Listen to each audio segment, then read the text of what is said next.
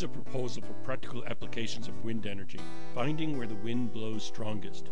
By empowering ranchers, farmers, and homeowners with information and loaning them anemometers to measure the wind velocity at their sites, we can create a critical mass of wind ranchers to share their knowledge with their neighbors, create a market for the renewable energy industry, and generate green jobs doing work that is vital to the country. The industrial age lifted the living standards of hundreds of millions of people over the last 250 years, but gave birth to an era of fossil fuel dependence. We find ourselves trying to cope with a new era of global warming, resulting in an urgent need to conserve energy, redefine our definition of national security, and create jobs by producing renewable forms of energy. In many ways, the development of wind energy is analogous to the early development of the automobile before the emergence of the Model A and Model T.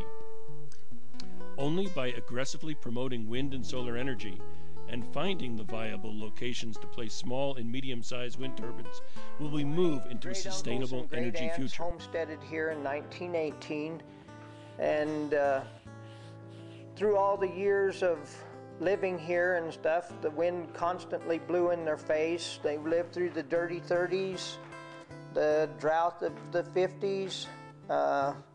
They never thought that the wind would be the thing that was the answer to a lot of people's prayers. They always thought there ought to be oil and gas underneath this ground that somebody ought to come looking for sometime, but they never realized that the thing that was blowing right in their face was the thing that was probably the lifesaver to them, to this ranch.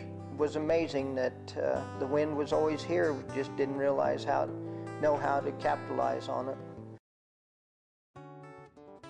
The Practical Applications of Wind Energy program is designed to help determine the best locations to place anemometers to measure the strength of the wind and assist farmers, ranchers, and homeowners in determining where the wind blows strongest.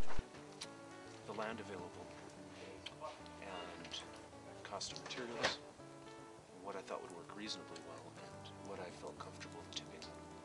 We didn't want to live off the grid. We wanted to live here. And here was, 2 miles away from the nearest power line. And we didn't even look into the cost of bringing power lines up here. We just knew that we had to go solar and wind. We figured it'd be really expensive, and in the late 90s, solar and wind energy started to become affordable. You know, Y2K kind of put a pinch on some things, but Rex had the land and I really wanted to live here, so I did my research on the internet and found the equipment and I ordered it and said, here you go. Here's your solar and wind kit. Put it together. Together with the workshop participants, we will work through an economic analysis of the participants' power load and determine their energy needs. We will determine the wind turbine size and the cost to meet the participants' energy usage. And after a year's data has been collected and analyzed, we can determine how long it will take for the wind turbine to pay for itself and answer the question, can we expect a surplus? In 2004, there was a group of 5 landowners that got together. We decided that everybody had some land in the group and everybody had a hill and everybody knew we had wind here. We had to cancel our contract with XL because we couldn't come up with the equipment. I think it's important to understand that no matter how good your wind is, that if you don't have a transmission to get to the end consumer, you'll never get a wind farm built. So that's got to be the single most, well, that's the top 2, but the first step is to get some anemometers up.